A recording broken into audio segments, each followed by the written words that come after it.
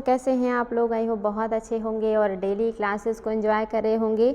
Daily आपके लिए बहुत ही महत्वपूर्ण प्रश्नों की श्रृंखला लेकर उपस्थित हो रहे हैं जो विभिन्न एग्जाम में बार बार पूछे जाते हैं।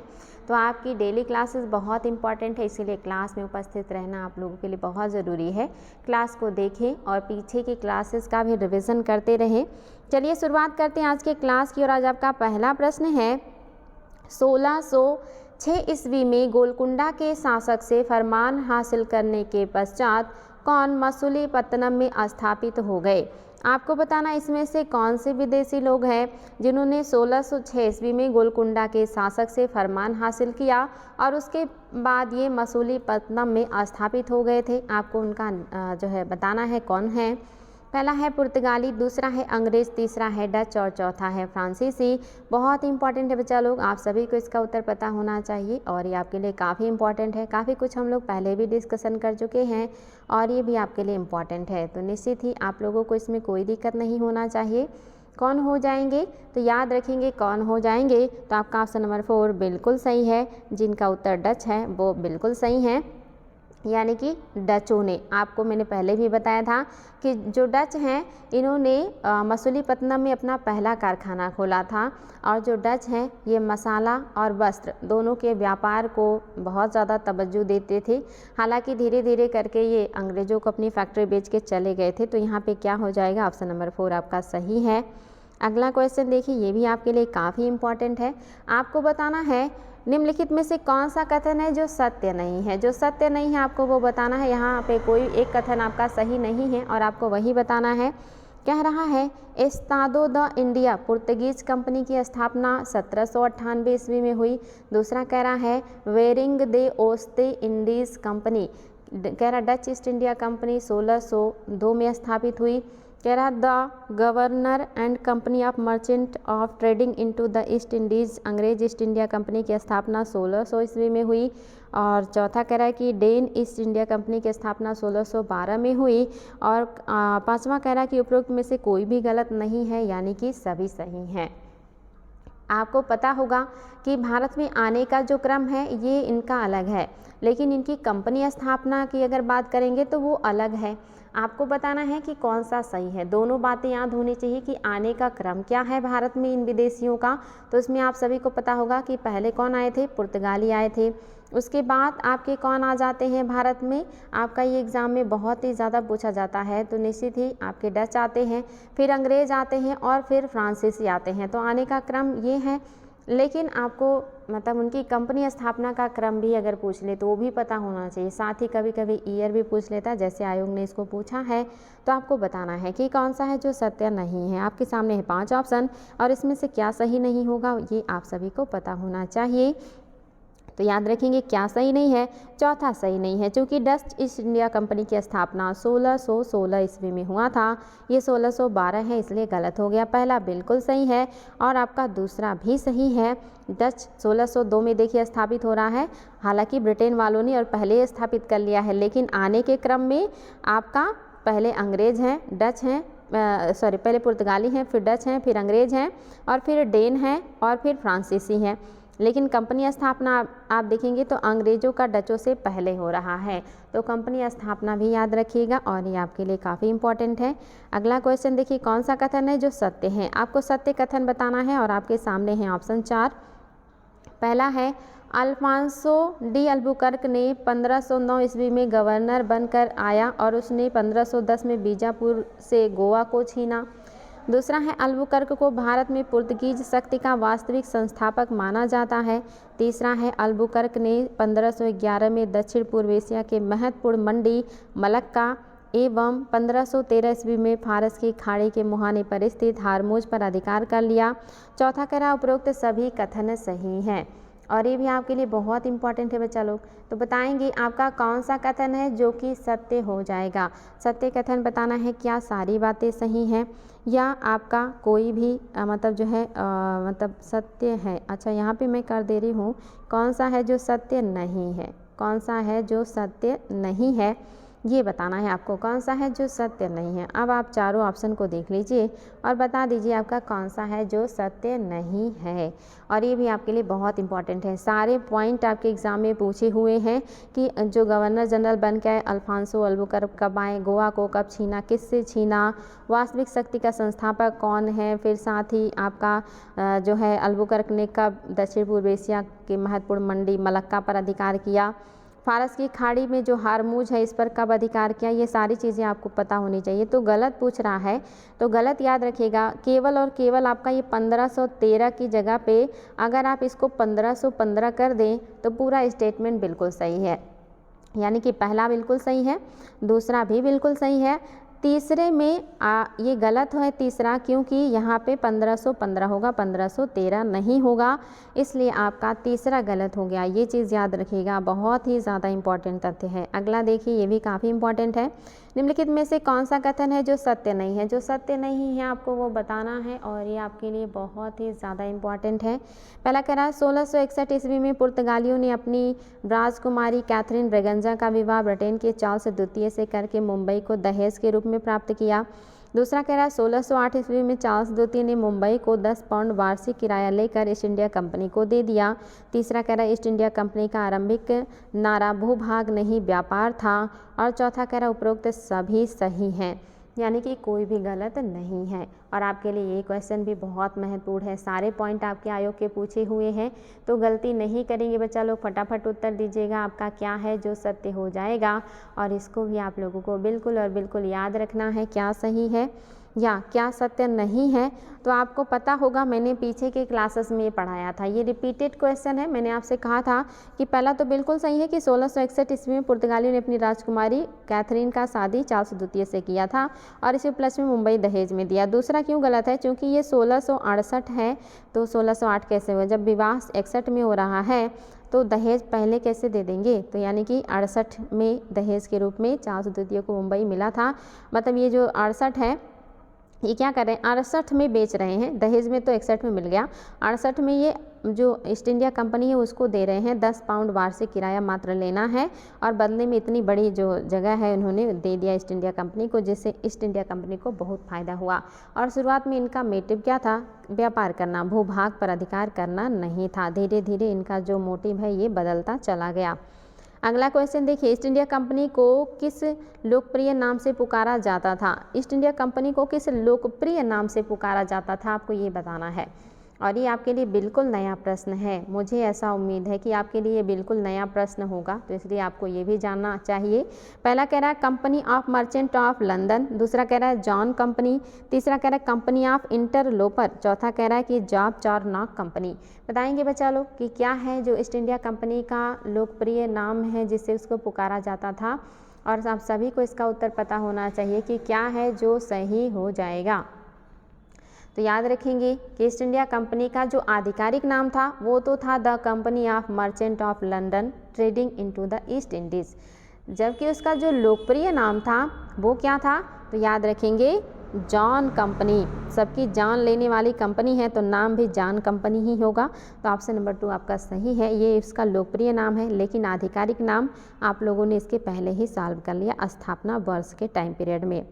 अगला देखिए, किस फ्रांसीसी ने 1673 में पौंडीचेरी की नींव डाली थी? इसमें से कौन सा आपका फ्रांसीसी अधिकारी है या व्यक्ति है या गवर्नर जनरल है जिसने पौंडीचेरी की स्थापना किया है या उसकी नींव डाली है? और आपके लिए क्वेश्चन भी काफ़ी इंपॉर्टेंट है और आप सभी को इसका उत्तर पता होना चाहिए, क्या हो जाएगा जो सही है। तो याद रखेंगे क्या सही हो जाएगा आपका, जो ऑप्शन नंबर 3 है, यानी कि फ्रैंको मार्टिन। कौन हो जाएंगे? फ्रैंको मार्टिन, इन्होंने ही आपकी पौंडीचेरी जो नगर है इसकी नींव डाली थी, याद रखिएगा। अगला क्वेश्चन देखिए, चंद्रनगर एक क्या है कह रहा है, या एक क्या था? ब्रिटिश कॉलोनी था, फ्रेंच कॉलोनी था, पुर्तगाली कॉलोनी था या डेन कॉलोनी था? आपको बताना है कि चंद्रनगर क्या था। और ये भी आपको पता होगा क्योंकि ये बहुत ही इंपॉर्टेंट है और एग्ज़ाम में भी कई बार पूछा हुआ है कि जो आपका चंद्रनगर है ये क्या था। तो इसमें भी आप लोगों को कोई समस्या नहीं होना चाहिए। चंद्रनगर एक फ्रेंच कॉलोनी था, यानी कि फ्रांसीसियों की कॉलोनी था, इसलिए इसको याद रखिएगा और आपके लिए ये भी काफ़ी इम्पोर्टेंट है। कौन सा कथन है जो सत्य नहीं है? जो सत्य नहीं आपको वो बताना है। काफ़ी शानदार प्रश्न है और सारे पॉइंट बहुत इंपॉर्टेंट है। कह रहा है 1613 के चार्टर एक्ट के अनुसार कंपनी को भारत में शिक्षा पर 1 लाख खर्च करने का प्रावधान था। दूसरा कह रहा है 1833 का चार्टर एक्ट के अनुसार बंगाल का गवर्नर जनरल भारत का गवर्नर जनरल बना दिया गया। तीसरा कह रहा है 1773 के चार्टर एक्ट के अनुसार बंगाल का गवर्नर जनरल बन गया। चौथा कह रहा है 1833 के चार्टर एक्ट द्वारा कानून बनाने के लिए गवर्नर जनरल के परिषद में एक कानूनी सदस्य 5वें सदस्य के रूप में शामिल किया गया। और पांचवा कह रहा है उपरोक्त में से कोई भी गलत नहीं है, यानी कि सभी सही हैं। देखिए आपको असत्य कथन बताना है और आपके सामने है 5 ऑप्शन। आप इसमें से क्या करने वाले हैं, फटाफट उत्तर दीजिएगा। आप लोग बहुत आराम से सब कुछ सोच समझ के उत्तर देते हैं, यानी कि बहुत समझदारी दिखाने लगे हैं आजकल, और इस वजह से आप लोग जो है ज़्यादातर मेरे बनाए हुए जाल में फंसते नहीं हैं। चलिए देखते हैं क्या उत्तर देने वाले हैं आप लोग। तो याद रखिएगा क्या है जो आपका सत्य नहीं है। तो आपका जो सत्य नहीं है वो आपके चौथे में केवल और केवल यहाँ 5वां ना हो करके चौथा सदस्य कर दीजिए। पूरा स्टेटमेंट बिल्कुल करेक्ट है, यानी कि पहला तो बिल्कुल ही सही है, रट गया है। यहाँ पे 1813 होगा। 1813 के चार्टर एक्ट के अनुसार कंपनी को भारत में शिक्षा पर 1 लाख रुपए की खर्च करने की बात की गई थी, सही है। और 33 के अनुसार बंगाल के गवर्नर जनरल को भारत का गवर्नर जनरल घोषित किया गया था, जिसके तहत पहले गवर्नर जनरल भारत के विलियम बेंटिक बने थे। भारत का पहला गवर्नर जनरल कौन था? विलियम बेंटिक, याद रखिएगा, बहुत इंपॉर्टेंट है विलियम बेंटिक। और 1773 के चार्टर एक्ट द्वारा बंगाल के गवर्नर जनरल को बंगाल का गवर्नर जनरल बना दिया गया। और ये कौन थे? वारेन हेस्टिंग थे, याद रखिएगा, हेस्टिंग। इसके बाद 33 में जो गवर्नर जनरल की परिषद है, इसमें चौथे सदस्य के रूप में एक कानूनी सदस्य को शामिल करना था। ये बात सही होता अगर यहाँ 5वें की जगह पे चौथा हो जाता, तो इसलिए आपका ये गलत हो गया, बाकी बातें बिल्कुल सही हैं। अगला देखिए, निम्नलिखित में से क्या कारण था जो जहांगीर ने अंग्रेजों को भारत में व्यापार करने की अनुमति दी? क्या रीज़न था कि जहांगीर ने अंग्रेजों को भारत में व्यापार करने की अनुमति दी थी? आपको वो रीज़न बताना है और ये क्वेश्चन भी काफ़ी इंपॉर्टेंट है। चलिए देखते हैं आप लोग क्या उत्तर देंगे। कह रहा है अंग्रेज़ और पुर्तगालियों के बीच समन्वय। दूसरा कह रहा है मुगल बादशाहों को पुर्तगालियों को बाहर निकालने के लिए एक नौसैनिक सहायता। तीसरा कह रहा है नूरजहां को भारी रिश्वत। चौथा कह रहा है अंग्रेजों द्वारा पुर्तगालियों के नौसैनिक स्क्वाड्रन की हार। आपको बताना है कि क्या रीज़न था जो जहांगीर ने अंग्रेज़ों को भारत में व्यापार करने की अनुमति दे दी या उनके लिए फरमान जारी कर दिया था 1613 ईस्वी में। आपको ये बताना है कि 1613 ईस्वी में सूरत में अंग्रेज़ों को कारखाना स्थापित करने का फरमान जहांगीर ने किस वजह से दिया था, कौन सी वो घटना हुई होगी जिसकी वजह से वो प्रभावित हुए और अंग्रेज़ों को इजाज़त दे दिया कि वो व्यापार कर सकते हैं। इसके पहले पुर्तगालियों की दबाव की वजह से अंग्रेज़ लगातार प्रयास कर रहे थे और 1608 से लेके वो प्रयास करते रहे। 1613 में जा कर के लगभग 5 साल बाद उन्हें ये अधिकार मिल पाया था। तो कैसे अधिकार मिला, कौन सी बात थी जो जहांगीर को इम्प्रेस करी? तो याद रखेंगे क्या हो जाएगा, ऑप्शन नंबर 4, अंग्रेज़ों द्वारा पुर्तगालियों के नौसैनिक स्क्वाड को हरा दिया गया। मैंने आपको बताया था स्वाले के युद्ध में अंग्रेज गवर्नर वेस्ट ने जो पुर्तगाली हैं इनको हरा दिया था और इसके बाद जो जो मुग़ल सम्राट है इनको समझ में आ गया कि पुर्तगालियों को हराने वाला भी अब कोई आ गया है, यानी कि ये लोग और ज़्यादा पावरफुल हैं, ताकतवर हैं नौसेना के मामले में। तो इस वजह से इन्होंने इजाज़त दे दिया। इसके पहले इनको लगता था कि जो पुर्तगाली हैं यही सबसे ज़्यादा पावरफुल हैं। अगला क्वेश्चन देखिए, कौन सा है जो सत्य नहीं है? कौन सा है जो सत्य नहीं है? और ये क्वेश्चन भी आपके लिए बहुत ही शानदार है। सारे पॉइंट आयोग के पूछे हुए हैं और आप सभी को ये सारे पॉइंट पता होने चाहिए। कौन सा है जो सत्य नहीं है? पहला, जहांगीर के शासनकाल में ईस्ट इंडिया कंपनी ने सर्वप्रथम 1611 में मसूलीपट्टनम में एक अस्थायी कारखाना स्थापित किया। दूसरा कह रहा है 1613 में सूरत में स्थापित कारखाना अंग्रेजों का प्रथम अस्थायी कारखाना था। तीसरा कह रहा है कैप्टन हॉकिंस सूरत से मुगल दरबार 1608 में पहुंचा और चौथा है 1611 में पुर्तगालियों के विरोध के बावजूद कैप्टन मिडल्टन सूरत के समीप स्वाली पहुंचा और मुगल गवर्नर से व्यापार की अनुमति पाने में सफल हो गया। और पांचवा कह रहा है कि उपरोक्त में से कोई भी गलत नहीं है, यानी कि सभी सही हैं। अब आप लोगों को उत्तर देना है, देखते हैं कि आप लोग क्या उत्तर देने वाले हैं। और ये भी आपके लिए बहुत ही ज़्यादा इम्पॉर्टेंट है और याद रखेंगे क्या है जो आपका कह रहा है कि गलत हो जाएगा। आपके सामने ऑप्शंस हैं और आप सभी को इसका उत्तर देना है, फटाफट उत्तर दे दीजिए। और याद रखिएगा क्या हो जाएगा जो आपका सही हो जाएगा, यानी कि कौन सा है जो कि गलत है। तो याद रखिएगा कोई भी गलत नहीं है, यानी कि उपयुक्त सभी बातें बिल्कुल सही हैं। अगला देखिए, उस परमिट को क्या कहा गया था जिसके अधीन ईस्ट इंडिया कंपनी को प्रत्येक प्रकार के लेन देन में मुक्त भाव के से उपयोग के लिए निरीक्षण और सीमा शुल्क के भुगतान से छूट प्राप्त थी। क्वेश्चन है उस परमिट को क्या कहा गया था जिसके अधीन ईस्ट इंडिया कंपनी को प्रत्येक प्रकार के लेन देन में मुक्त भाव से उपयोग के लिए निरीक्षण और सीमा शुल्क के भुगतान से छूट प्राप्त थी। पहला कह रहा है दस्तक, दूसरा कह रहा है फरमान, तीसरा कह रहा है औरंग, चौथा कह रहा है गोमात्स। बताएंगे बच्चा लोग, काफ़ी इंपॉर्टेंट है, याद रखिएगा। ये क्वेश्चन भी आया हुआ है कि उस परमिट को क्या कहा गया था जिसके अधीन ईस्ट इंडिया कंपनी को लगभग 1700 ईस्वी से प्रत्येक प्रकार के लेन देन में मुक्त भाव से उपयोग के लिए निरीक्षण और सीमा शुल्क के भुगतान से छूट प्राप्त हो गई थी। तो याद रखेंगे आपका क्या हो जाएगा, ये जो आपका ऑप्शन है वो है आपका ऑप्शन नंबर फर्स्ट, दस्तक, यानी कि आपका ऑप्शन नंबर फर्स्ट बिल्कुल सही है। दस्तक है जो कि कर मुक्त व्यापार करने का एक तरह से परमिट या पारपत्र था, जिसको 1717 में फर्रुखसियर द्वारा जारी फरमान से मिला था। तो याद रखेंगे ये लोग दस्तक का उपयोग करते थे और इसी का दुरुपयोग करके ये लोग स्थानीय स्तर के व्यापारियों को भी फ्री व्यापार करवाते थे और बदले में मुनाफा कमाते थे, जिसकी वजह से मीर कासिम ने इस बात का विरोध किया था। कौन सा कथन है जो सत्य नहीं है बच्चा लोग, कौन सा कथन है जो सत्य नहीं है, आपको ये बताना है। और आपके सामने देखिए ऑप्शंस हैं और ऑप्शंस भी आपके काफ़ी शानदार हैं, यानी कि अपने आप में बहुत ही बेहतरीन प्रश्न है। कौन सा है जो सत्य नहीं है, और आपके लिए देखिए पहला ऑप्शन कह रहा है 1632 ईस्वी में गोलकुंडा के सुल्तान ने अंग्रेजों को एक फरमान के द्वारा गोलकुंडा के बंदरगाहों पर 500 पैगोडा वार्षिक कर के बदले व्यापार करने की अनुमति दे दी। दूसरा कह रहा है फ्रांसिस डे नामक अंग्रेज ने चंद्रगिरी के राजा से मद्रास को पट्टे पर प्राप्त किया तथा वहां फोर्ट सेंट जॉर्ज नामक किले की स्थापना की। तीसरा कह रहा है बंगाल के सूबेदार द्वारा किए गए एक विशेष फरमान द्वारा 1651 में अंग्रेजों को 3000 वार्षिक कर देने के बदले बंगाल में व्यापार का विशेषाधिकार प्राप्त हुआ।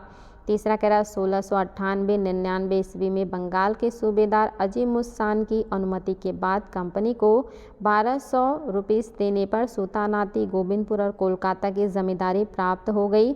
और पांचवा कह रहा है उपयुक्त सभी कथन सत्य हैं। देखिए आपके सामने इतने सारे ऑप्शन, आपको बताना है कि कौन सा है जो सत्य नहीं है, और ये भी बहुत शानदार है बच्चा लोग।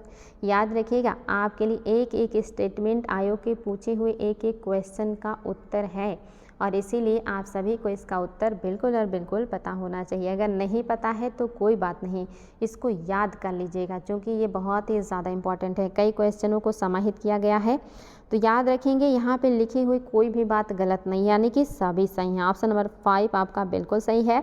1632 याद रखिएगा ईस्वी में गोलकुंडा के सुल्तान से अंग्रेजों को एक सुनहरा फरमान मिला था, जिसकी वजह से 500 पैगोडा वार्षिक दे करके जो है एक तरीके से कहिए कि मुक्त व्यापार कर सकते थे बंदरगाहों से, जिससे इनको बहुत ही ज़्यादा मुनाफा हुआ था।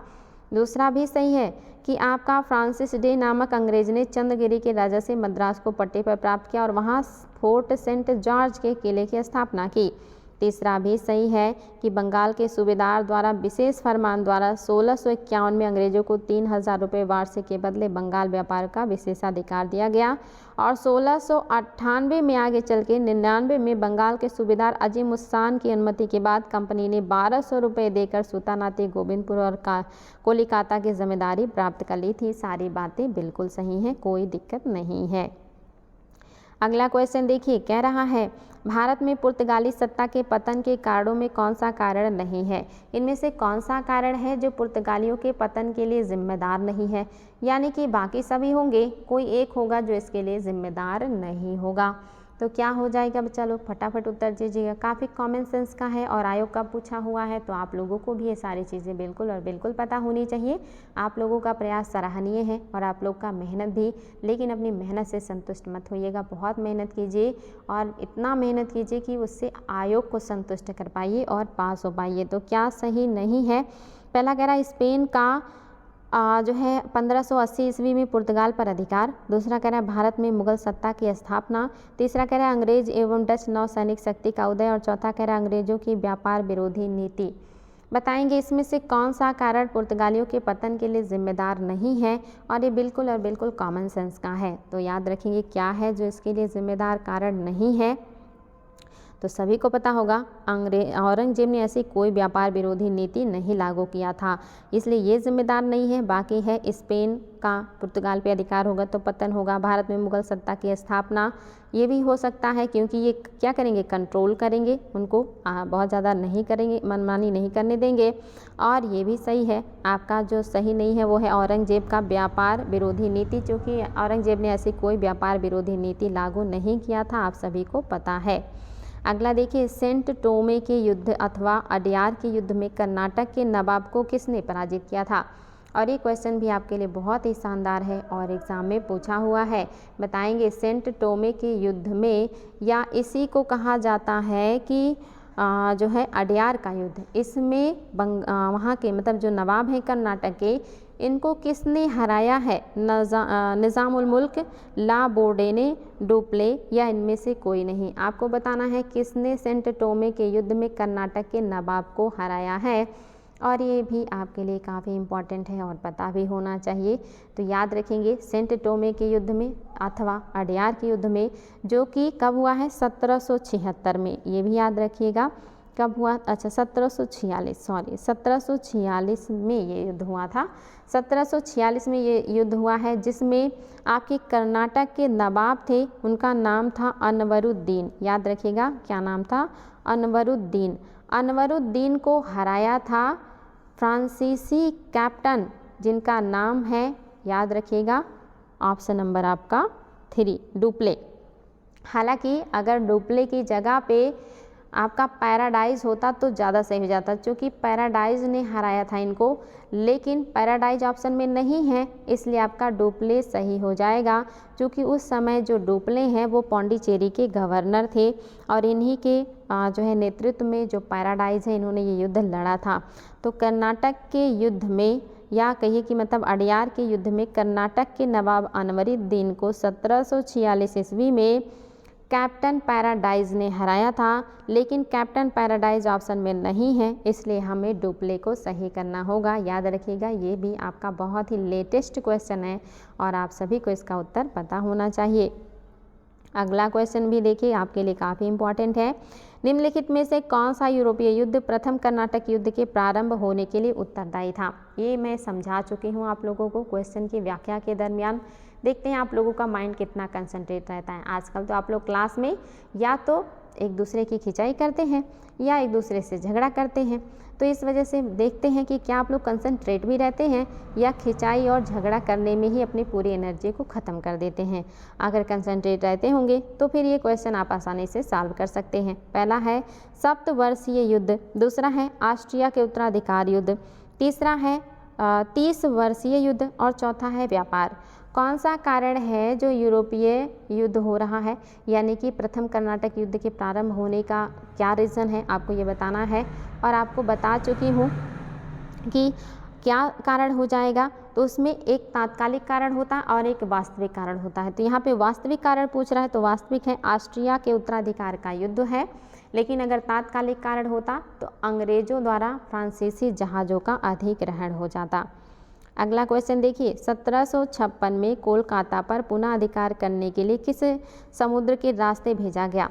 1756 ईस्वी में कोलकाता पर पुनः अधिकार करने के लिए किसको भेजा गया है? पानी के रास्ते से, आपको ये बताना है और आपके लिए ये काफ़ी इम्पॉर्टेंट है बच्चा लोग, याद रखिएगा। पहला कह रहा है वाटसन, दूसरा कह रहा है बसी या बुसी, और तीसरा कह रहा है ड्रैक, और चौथा कह रहा है कूट। बताएंगे कौन है जो पानी के रास्ते से वापस कोलकाता पर अधिकार करने के लिए आ रहे हैं। और ये भी आपके लिए बहुत ही ज़्यादा इम्पॉर्टेंट है और आप लोगों को इसका उत्तर बिल्कुल और बिल्कुल पता होना चाहिए। निश्चित ही बच्चा लोग क्या हो जाएगा, तो याद रखेंगे आपका क्या हो जाएगा, ऑप्शन नंबर जो आपका फर्स्ट है ये बिल्कुल सही है। ऑप्शन नंबर जो फर्स्ट है ये आपका बिल्कुल सही है, वाटसन।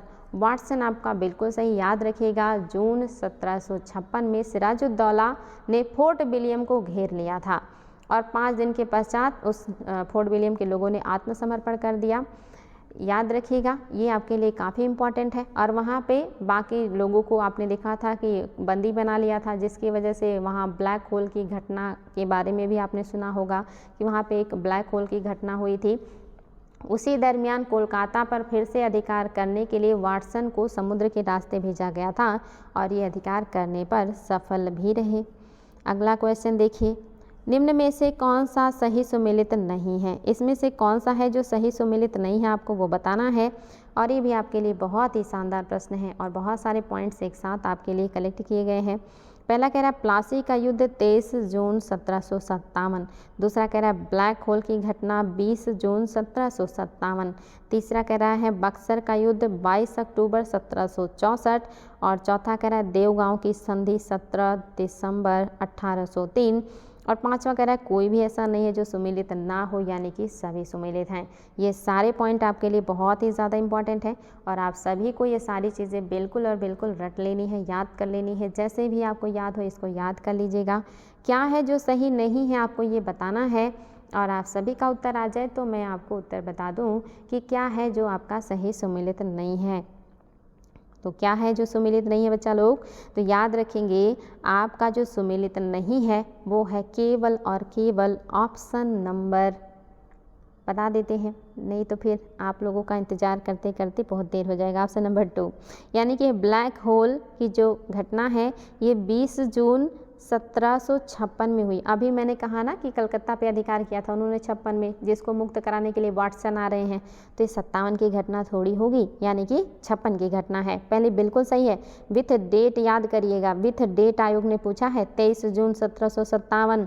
बक्सर का युद्ध 22 अक्टूबर 1764 और देवगांव की संधि 17 दिसंबर 1803। वेरी वेरी इंपॉर्टेंट, सारे तथ्य एकदम से याद होने चाहिए आपको। अगला क्वेश्चन भी देखिए, ऐसे ही शानदार प्रश्नों का कलेक्शन है आपके लिए। कौन सा है जो सत्य नहीं है बच्चा लोग, वो आपको बताना है कौन सा है जो सत्य नहीं है। पहला कह रहा है प्लासी का युद्ध 1757 में हुआ था। दूसरा कह रहा है बक्सर का युद्ध 1764 में हुआ था। तीसरा कह रहा है क्लाइव की द्वितीय गवर्नरशिप का काल मई 1765 से फरवरी 1766 ईस्वी तक था, बताएंगे। चौथा कह रहा है कि इलाहाबाद की संधि अगस्त 1765 में हुआ। और पांचवा कह रहा है कि सभी बातें सही हैं, यानी कि कोई भी गलत नहीं है। फटाफट बताएंगे क्या है जो आपका सत्य नहीं है। आपके सामने है 5 ऑप्शन और आपके लिए ये 5 ऑप्शन बहुत ही इम्पॉर्टेंट हैं और आप सभी को ये सारी चीज़ें बार बार रिविज़न करके बिल्कुल याद कर लेना है। ऐसा नहीं कि क्लास में फटाफट उत्तर दिया और चलते बने, उसको रिविज़न भी करते रहिएगा, नहीं तो फिर मेरा मेहनत बेकार हो जाएगा। तो क्या है जो सत्य नहीं है बच्चा लोग, आपका तीसरा असत्य है। तीसरा क्यों असत्य है ये भी आप जान लीजिए, क्यों गलत है ये, क्योंकि इनका जो द्वितीय कार्यकाल है ये मई 1765 में शुरू हुआ था और ये चला था फरवरी 1767 ईस्वी तक। यहाँ पे सिर्फ 66 की जगह 67 कर दीजिए, पूरा स्टेटमेंट बिल्कुल करेक्ट हो जाएगा। पहला तो बिल्कुल रटा है आपको, दूसरा भी बिल्कुल रटा है आपको, ये भी पता होगा इलाहाबाद की संधि 65 की घटना है, बस इनके कार्यकाल में दिक्कत हो सकती थी और यहाँ पे आप लोगों को ध्यान देना है कि आपका 1767 होगा। अगला देखिए, निम्न में से किस तिथि को अंग्रेजों ने कोलकाता पर पुनः अधिकार कर लिया था। पुनः अधिकार कर लिया आपको ये बताना है 10 फरवरी 1756, 2 जनवरी 1757, 4 मार्च 1757 या जो है 3 अप्रैल 1757। बताएंगे, आपके लिए ये भी काफ़ी इम्पॉर्टेंट है कि किस जो है तारीख को या किस तिथि को अंग्रेज़ों ने पुनः कोलकाता पर अधिकार कर लिया था, आपको ये बताना है। और आप सभी को इसका उत्तर बिल्कुल और बिल्कुल पता होना चाहिए, क्योंकि ये बहुत ही ज़्यादा इम्पॉर्टेंट है। चलिए फटाफट उत्तर दीजिए। अभी मैंने आपको बताया है कि सिराजुद्दौला ने अधिकार कर लिया था फोर्ट विलियम पर, और फिर उसको आज़ाद कराने के लिए समुद्र के रास्ते से वाटसन आए थे, और जब वाटसन आए तो उन्होंने अधिकार कर लिया। और ये घटना कब की है? 2 जनवरी 1757 ईस्वी में इन्होंने वापस से फिर से अधिकार कर लिया था। तो ये आपके लिए भी क्वेश्चन इम्पॉर्टेंट है। अगला देखिए, बंगाल के किस नवाब ने यूरोपियों की तुलना मधुमक्खियों से की? ये भी आपके लिए काफ़ी इम्पॉर्टेंट है। बताइएगा कि किसने मधुमक्खी से तुलना की है? अंग्रेज़ों की। कौन से नवाब हैं? अली वर्दी खां हैं, मीर जाफ़र हैं, मीर कासिम है या नाज़िमुद्दौला हैं? आपको उनका नाम बताना है, और ये भी आपके लिए काफ़ी इम्पॉर्टेंट है और आप लोगों को इसमें कोई दिक्कत नहीं होना चाहिए। तो याद रखेंगे क्या हो जाएगा, क्या हो सकता है, और आप सभी को इसका उत्तर बिल्कुल और बिल्कुल पता होना चाहिए कि आपका जो ऑप्शन नंबर फर्स्ट है, यानी कि अली वर्दी खां, जो कि सिराजुद्दौला के नाना थे, इन्होंने ही अंग्रेज़ों की तुलना मधुमक्खियों से की थी और सिराजुद्दौला को समझाया था कि इनसे अगर उलझोगे तो ये काट काट करके मार डालेंगी, और अगर इनको नहीं छेड़ोगे तो ये शहद देंगी। तो याद रखिएगा, वो बहुत ही होशियार थे अली वर्दी खां। अगला क्वेश्चन देखिए, ये भी बहुत ज़्यादा आयोग के द्वारा पूछा जाता है। किस भारतीय को प्रथम बार बंगाल का उप दीवान नियुक्त किया गया था? इसमें से कौन है जिनको पहली बार बंगाल का उप दीवान नियुक्त किया गया था?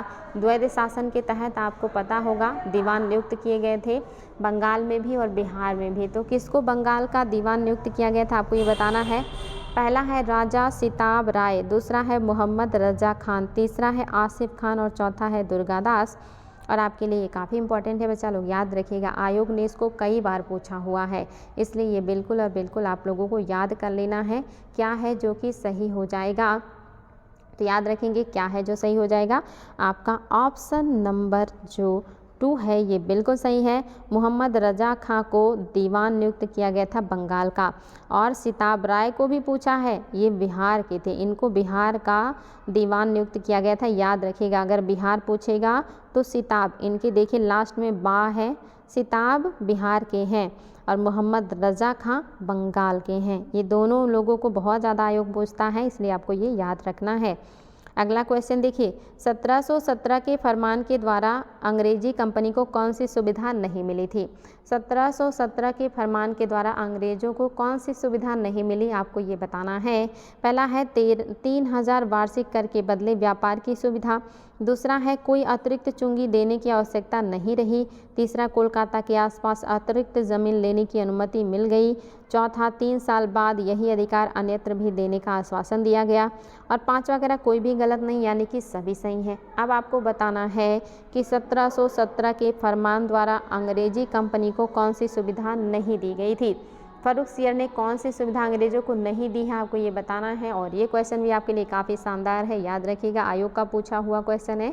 तो क्या हो जाएगा बच्चा लोग, तो याद रखेंगे आपका जो सही है वो है ऑप्शन नंबर 3। ऐसी कोई बात नहीं थी कि 3 साल बाद यही अधिकार अन्यत्र भी जो है देने का आश्वासन था, ये नहीं था। बाकी बातें सही हैं। 3000 रुपये वार्षिक के बदले व्यापार की सुविधा, कोई अतिरिक्त चुंगी नहीं देनी थी, और कोलकाता के आसपास ये अतिरिक्त ज़मीन लेने की अनुमति भी इनको मिल गई थी।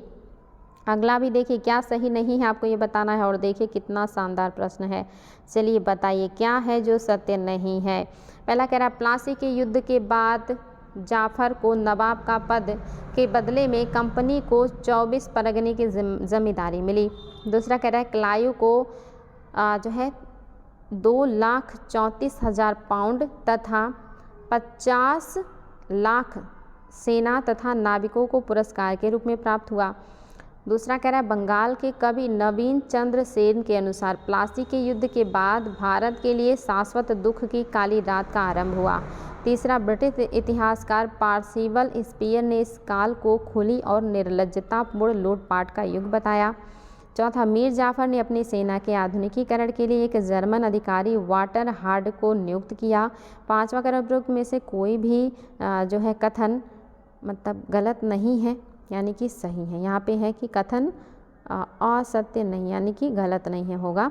असत्य नहीं है। चूँकि असत्य बताना है तो उपयुक्त में से कोई भी कथन, अच्छा कौन सा है जो सत्य नहीं, ठीक है, उपयुक्त में से कौन सा कथन है जो सत्य नहीं है।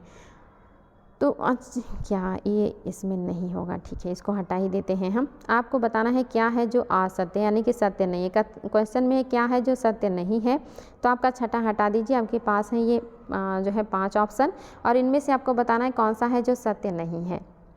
ऑप्शन थोड़े लेंदी हैं, दमदार हैं, और एग्ज़ाम में ऐसे भी क्वेश्चन बनते हैं आईएएस जैसे एग्ज़ाम में। तो आप लोग भी चूँकि बहुत डिटेल में सारी चीज़ें पढ़ रहे हैं, तो अगर डिटेल में जानेंगे तो छोटे छोटे क्वेश्चन को बहुत आसानी से सॉल्व कर लेंगे।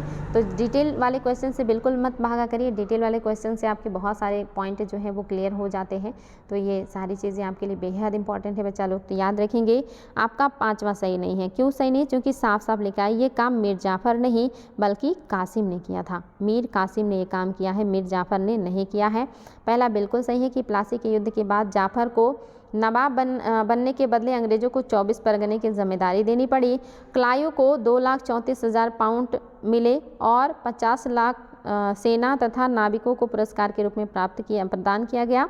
नबी चंद्र ने इस प्लासी के युद्ध को कहा कि अब ये शाश्वत दुख की काली रात का आरंभ हो चुका है, और पार्सिवल स्पीयर ने कहा कि ये सबसे खुली और निर्लज्जतापूर्ण लूट का युग है जो कि बंगाल में हमें देखने को मिल रहा है। तो आपका केवल और केवल 5वां जाफ़र की जगह कासिम कर दीजिए। तो ये स्टेटमेंट भी आपका पूरा का पूरा बिल्कुल सही है बच्चा लोग, याद रखिएगा। अगला देखिए, कह रहा है बंगाल सेना के उच्च जातीय सिपाहियों को उच्च जातीय भाड़े के सैनिक किसने कहा? किसने कहा कि जो बंगाल की सेना है जो उच्च जाति की है, ये उच्च जाति की जो है भाड़े की सैनिक है, ये बात किसने कही आपको ये बताना है, और ये भी आपके लिए बहुत इंपॉर्टेंट है। Lord Hardinge, Henry Lawrence, Charles Napier और लॉर्ड ऑकलैंड। बताएंगे क्या है जो आपका सही हो जाएगा। कौन है जो कह रहे कि उच्च जातीय सिपाहियों को उच्च जातीय भाड़े की सेना किसने कहा है? तो ये भी आपको पता होना चाहिए बच्चा लोग, बहुत ज़्यादा इंपॉर्टेंट है और एग्ज़ाम में पूछा हुआ है कि ये कटाक्ष कौन कर रहा है। तो ये कौन कर रहे हैं? ऑप्शन नंबर 3 आपका बिल्कुल सही है, चार्ल्स नेपियर ने ये बात कही है। अगला क्वेश्चन देखिए, ये भी आपके लिए बहुत ही इंपॉर्टेंट है, पीसीएस में भी ये क्वेश्चन पूछा हुआ है। कह रहा है कि 16 अगस्त 1700 क्वेश्चन है, ईस्ट इंडिया कंपनी को शाह आलम द्वारा बंगाल, बिहार और उड़ीसा की दीवानी कब प्राप्त हुई थी? आपको ये बताना है कि ईस्ट इंडिया कंपनी को कब जो है मिल रही है दीवानी बंगाल की और बिहार की और साथ ही उड़ीसा की, आपको ये बताना है। और ये भी आपके लिए काफ़ी शानदार प्रश्न है, देखते हैं आप लोग क्या उत्तर देने वाले हैं। पहला कह रहा है कि 16 अगस्त 1765, दूसरा कह रहा है 12 अगस्त 1765, तीसरा कह रहा है 13 अगस्त 1765 और चौथा कह रहा है 14 अगस्त 1765। और ये भी देखिए आयोग का पूछा हुआ है, तो इसमें आप लोगों को दिक्कत नहीं होना चाहिए, फटाफट दीजिएगा उत्तर। अगर आपने देखा है क्वेश्चन कभी तो बहुत अच्छी बात, अगर नहीं देखा है तो इसको बिल्कुल और बिल्कुल याद कर लीजिएगा। आपका क्या सही हो जाएगा? ऑप्शन नंबर जो आपका 2 है 12 अगस्त 1765, ये आपका बिल्कुल करेक्ट हो जाएगा। अगला क्वेश्चन देखिए, कह रहा है जब प्लासी का युद्ध 1757 ईस्वी में अपने चरम पर था तो कौन सिराजुद्दौला का साथ छोड़कर लॉर्ड क्लाइव के अधीन अंग्रेजों से जा मिला था? आपको बताना है कि जब प्लासी का युद्ध अपने चरम पर था, यानी कि बस आर और पार की बात थी, उस समय कौन था जिसने सिराजुद्दौला का साथ छोड़ दिया और क्लाइव के साथ जा मिला?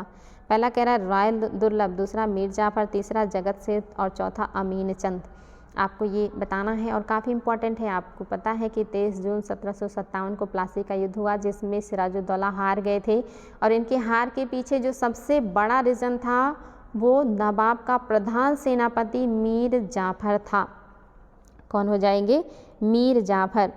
हालांकि और भी लोग मिले हुए थे अंग्रेज़ों के साथ, जिसमें यार लतीफ़ था, दीवान राय दुर्लभ भी थे, बंगाल का एक बहुत ही प्रभावशाली साहूकार जगत सेठ भी थे, अमीन चंद्र भी थे। ये सारे लोग जो है सिराजुद्दौला के खिलाफ थे। इन सब ने मिल के सिराजुद्दौला को बेच दिया था। ये कोई युद्ध नहीं था, इन सब ने सौदा कर लिया था नवाब का, जिसमें सबसे बड़ा जो गद्दारी का काम किया वो मीर जाफर ने। बाकी ये सब मिले हुए थे, सब ने अपने अपने हिस्से का मोल भाव किया था। तो इन सब ने मिल के नवाब को पूरा का पूरा बेच डाला था। अगला देखिए, शिवाजी का राज्याभिषेक कहाँ और कब हुआ था? शिवाजी का राज्याभिषेक कहाँ और कब हुआ था आपको ये बताना है। पहला कह रहा है कोंकण में 1753, दूसरा कह रहा है मुंबई में 1765, तीसरा कह रहा पुणे में 1760 और चौथा कह रहा रायगढ़ में 1764। ये भी देखिए बच्चा लोग आयोग का पूछा हुआ क्वेश्चन है, इसलिए आपके सामने रखा गया है और आप सभी को इसका उत्तर पता होना चाहिए क्योंकि ये इम्पॉर्टेंट है। तो क्या है जो सही हो जाएगा? आपको सत्य बताना है। शिवाजी का राज्याभिषेक कहाँ और कब हुआ था आपको ये बताना है। तो क्या सही है याद रखेंगे आपका ऑप्शन नंबर 4 है ये रायगढ़ 1764 में इनका राज्याभिषेक हुआ है। कहाँ हुआ है? रायगढ़ में। कब हुआ? 1764 में। अगला देखिए मराठा शक्ति के संस्थापक शिवाजी का जन्म हुआ था। शिवाजी का जन्म कहाँ हुआ था? जो मराठा शक्ति के संस्थापक थे आपको ये बताना है। पहला है रायगढ़ दुर्ग में, दूसरा है सिवनेर दुर्ग में, तीसरा है पुरंदर के दुर्ग में और चौथा है तोरण के दुर्ग में।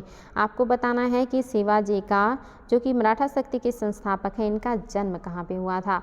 और ये भी आपके लिए इम्पॉर्टेंट है बिकॉज इसको भी आयोग ने पूछा हुआ है। तो याद रखिएगा क्या है जो सही हो जाएगा। तो जो शिवाजी हैं इनका जन्म कौन से जगह पे हुआ है? ऑप्शन नंबर आपका 2 बिल्कुल सही है, सिवनेर के दुर्ग में। लगभग 1627 ईस्वी में इनका जन्म हुआ है, सिवनेर के दुर्ग में हुआ है। और इनकी माँ का नाम आप सभी को पता होगा जीजाबाई था। इनकी माँ का नाम जीजाबाई था, इसलिए आपका ऑप्शन नंबर जो 2 है ये बिल्कुल सही है।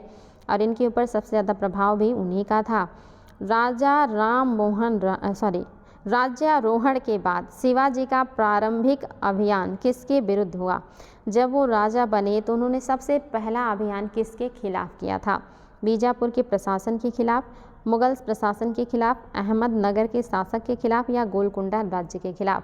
फटाफट बताएंगे। राज्यारोहण के बाद शिवाजी का प्रारंभिक अभियान किसके विरुद्ध हुआ था? और ये भी आप लोगों को बिल्कुल और बिल्कुल याद होना चाहिए। बताएंगे बच्चा लोग क्या है जो आपका सही हो जाएगा। और ये भी आपके लिए आसान प्रश्न है जो कि आपका ऑप्शन नंबर 1 बिल्कुल सही है। बीजापुर के शासन या प्रशासन के खिलाफ ही इन्होंने अपना पहला अभियान शुरू किया था और ये अभियान 1677 में इन्होंने किया था। याद रखिएगा ये आपका ऑप्शन नंबर जो 1 है ये बिल्कुल सही है, बीजापुर। अगला क्वेश्चन देखिए, निम्नलिखित में से किसे दक्कन क्षेत्र में गोरिल्ला युद्ध नीति का प्रणेता कहा जाता है? इनमें से कौन है जिन्होंने दक्कन क्षेत्र में गोरिल्ला युद्ध पद्धति का आविष्कार किया, शुरुआत किया, यानी कि ये प्रणेता हैं और इसको भी आयोग बहुत ही ज़्यादा पूछता है। बताएंगे क्या है जो कि सही हो जाएगा और ये आपके लिए काफ़ी इम्पॉर्टेंट है। देखते हैं आप लोग क्या उत्तर देने वाले हैं। तो याद रखेंगे कि दक्कन में गोरिल्ला युद्ध पद्धति का जो शुरुआत है, जो प्रणेता हैं, ये कौन है? ये हैं आपके ऑप्शन नंबर 3 मलिक अंबर। इसलिए ये क्वेश्चन बहुत ज़्यादा आयोग के द्वारा पूछा जाता है। मलिक अंबर ने ही मराठों को गोरिल्ला युद्ध पद्धति में भी निपुणता प्रदान किया था। याद रखिएगा प्रणेता हैं मलिक अंबर और इन्हीं से सीख लेकर के मराठों ने इसका भरपूर उपयोग किया और जो है वहाँ पे गोरिल्ला युद्ध पद्धति के द्वारा ही युद्ध जारी किया और ये इनकी जीत का एक बड़ा रीज़न भी बना था। तो ये मलिक अंबर है, याद रखेंगे। अगला देखिए, शिवाजी के समय स्वतंत्र मराठा राज्य का निम्नलिखित में से कौन विरोधी था? यानी कि इसमें से कौन है जो मराठा राज्य के विरोध में था, आपको ये बताना है। पहला है पाटिल, दूसरा है देशमुख, तीसरा है कुलकर्णी और चौथा है सर सुबहदार। इनमें से कौन है जो मराठा साम्राज्य के विरोधी हैं, स्वतंत्र मराठा साम्राज्य के विरोधी हैं? आपको उनका नाम बताना है और ये भी आपके लिए बहुत ही ज़्यादा इम्पॉर्टेंट है। निश्चित ही याद होगा कि आपके जो मराठा शासन हैं, जो मराठा हैं, ये किसी के अंडर में वर्क करते थे और जिनके अंडर में वर्क करते थे वो कभी नहीं चाहेंगे कि ये लोग बहुत ज़्यादा पावरफुल हो। तो कौन हो जाएंगे? आपके ऑप्शन नंबर जो 2 है देशमुख। जो देशमुख हैं ये क्या हैं? शिवाजी के समय में स्वतंत्र मराठा राज्य के ये विरोधी हैं। ये नहीं चाहते कि स्वतंत्र मराठा राज्य हो, इसलिए आपका ये क्या हो गया है? गलत हो गया है। चलिए देखते हैं हमारा अगला क्वेश्चन। शिवाजी के मंत्रिमंडल अष्टप्रधान की एक विशेषता थी। मंत्रिमंडल अष्टप्रधान की एक विशेषता थी। आपने पढ़ा होगा, अष्ट दिग्गज भी पढ़ा होगा और आप देख रहे हैं अष्टप्रधान भी देख रहे हैं। आपको बताना अष्ट दिग्गज कौन थे और किसके दरबार में थे, अगर याद है तो कमेंट कीजिएगा। फिलहाल यहाँ कह रहा शिवाजी के मंत्रिमंडल अष्टप्रधान की एक विशेषता थी। कह रहा इनके सभी मंत्री ब्राह्मण होते थे। दूसरा कह रहा इनके 7 मंत्री ब्राह्मण होते थे। तीसरा कह रहा इनका सिर्फ 1 मंत्री ब्राह्मण होता था। चौथा कह रहा इसमें जातिगत कोई बाध्यता नहीं थी। अब बताएंगे शिवाजी के मंत्रिमंडल जो कि अष्टप्रधान है की क्या विशेषता है, आपकी इनकी विशेषता के बारे में बताना है और ये भी आपके लिए काफ़ी इंपॉर्टेंट है। चलो देखते हैं क्या आप लोग उत्तर देने वाले हैं। तो याद रखिएगा इनका ऑप्शन नंबर जो 2 है सही है। इनके 7 मंत्री ब्राह्मण होते थे। सेनापति को छोड़ करके, सेनापति को छोड़ करके मोस्टली सभी लोग क्या होते थे, ब्राह्मण होते थे। ब्राह्मणों का वर्चस्व इस समय बहुत ज़्यादा था। मराठे बहुत कट्टर ब्राह्मण थे, बड़ी बड़ी चुटियाँ रखते थे ये लोग, बाल वगैरह नहीं रखते थे और इसीलिए अंग्रेज़ों के कट्टर विरोधी भी थे, क्योंकि ये पुरानी परंपराओं और तरीके और सोच के साथ जीवन जीते थे और इन्हें नई परिवर्तन, नई चीज़ें बिल्कुल पसंद नहीं थी। तो आपका ऑप्शन नंबर 2 बिल्कुल सही है।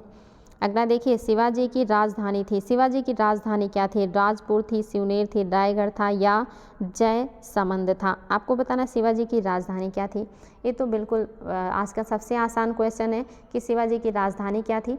तो 1674 ईस्वी में शिवाजी ने अपना राज्याभिषेक जहाँ पे करवाया था और छत्रपति की उपाधि जहाँ पे धारण की थी वो कौन सा स्थान था, तो सभी को पता होगा कि ये ऑप्शन आपका रायगढ़ है। और राज्याभिषेक करवाया किससे था, तो गंगा भट्ट से करवाया था। याद रखिएगा ये एक पंडित थे बनारस के, इनसे इन्होंने अपना राज्याभिषेक कराया था रायगढ़ में, गंगा भट्ट नाम था उनका। ये भी आपके लिए काफ़ी इम्पॉर्टेंट है। आज का सेकेंड लास्ट क्वेश्चन, शिवाजी के समय में भूमि राजस्व का दर संभवतः उपज का कितना था। उपज का कितना % भाग शिवाजी भूमि राजस्व के रूप में वसूल करते थे। पहला कह रहा है 1/2, दूसरा 1/3, तीसरा 2/5 और चौथा है 1/8। बताएंगे इसमें से उपज के रूप में शिवाजी कितना लेते थे, 1/2 लेते थे, दूसरे में है 1/3, तीसरे में है 2/5 और चौथे में है आपका 1/8।